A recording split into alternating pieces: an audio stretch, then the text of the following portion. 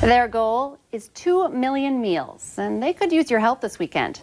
Volunteers at Shields Arena in South Fargo are packing meals for hungry children around the world. The event runs through tomorrow. You can check out the Fargo 2020 Challenge online to sign up. Hi, everyone, and thank you for waking up with us on this Friday morning. I'm Jordan Schreier here with Lisa Bedell, and we're just getting started with your news and weather to the top of the hour to help you plan your day. Family and friends will gather later this morning for the funeral of a young North Dakota murder victim. 15-year-old Jonah Borth of Grand Forks was a student at Red River High School. His funeral is at 11 this morning at Emmanuel Lutheran Church in Grand Forks. The church will be live streaming the service on its website. Jonah was shot and killed on Sunday at a home in Northwood, North Dakota. 32-year-old Samantha Wilson is facing murder charges in connection with the teen's death. What a blow to employees at Elam Care Center in Fargo. Nearly 200 people who saved residents from last week's fire are now out of a job.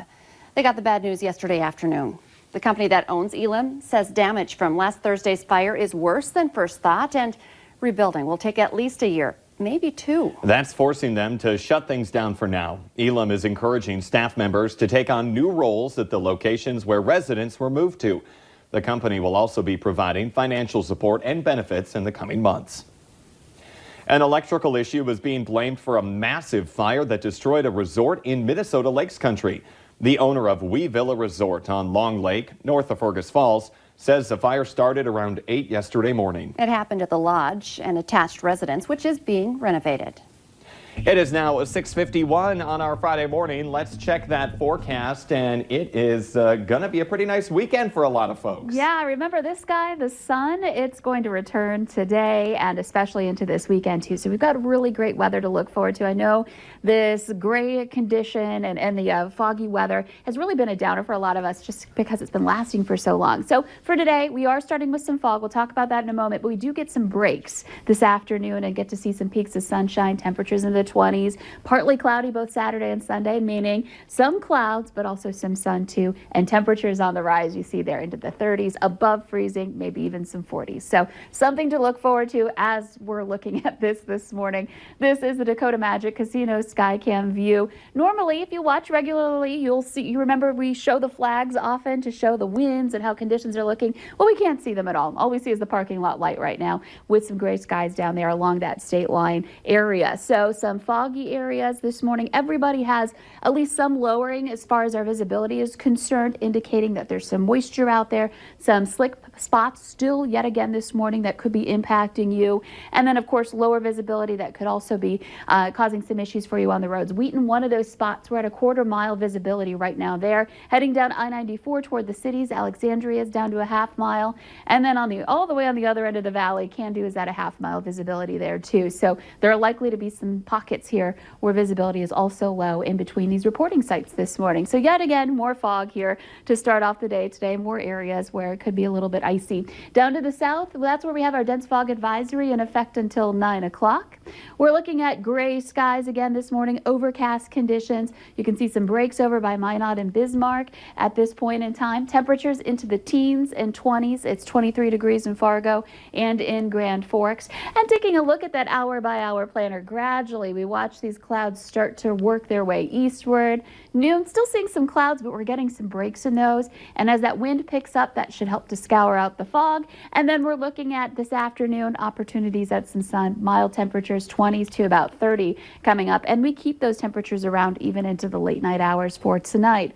Here's your 7-day planner. This weekend, again, looking fantastic. Partly cloudy. We've got warming temperatures, a lot of slushy roads out there likely, especially into Sunday where we reach that 40-degree range. But watch out for that wind. It will be breezy both days. And now for a look at traffic, here's Devin Fry with the Valley Today's Traffic on the Move.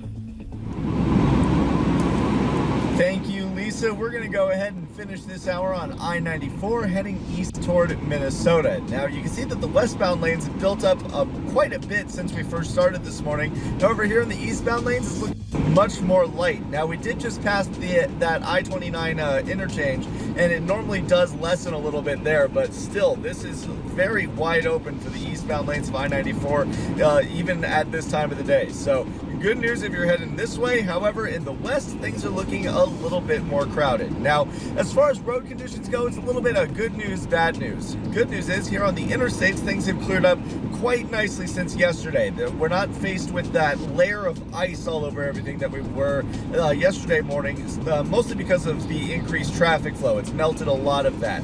However, the bad news on the side roads, that's where things are a little bit sloppier. Now, they're less traveled, which means that there's more slick spots, a higher concentration of slick spots, and there's more of a built-up snow, which will kind of create some hard situations to turn or come to a complete stop. A good example of that would be Main Avenue, where there are a lot of snow pileups around intersections, things like that. So just be on your toes this morning, give yourself a few extra minutes, and you should be good for your morning commute. We're going to keep checking out the roadways in the next hour on the Fargo CW, but for now, for your traffic on the move, I'm Devin Fry.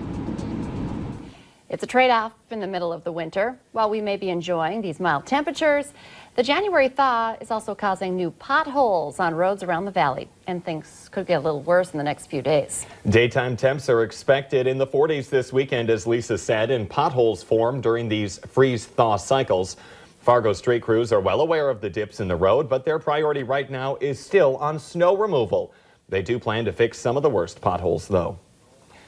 Heavy snow has taken its toll again on a building in the FM area. There was a sign on the doors of the Loaf and Jug at 12th Avenue North and University Drive near NDSU saying no one is allowed inside that store. Part of the roof collapsed, and crews have been working to remove the weight of about 2 feet of snow and, of course, also make those repairs.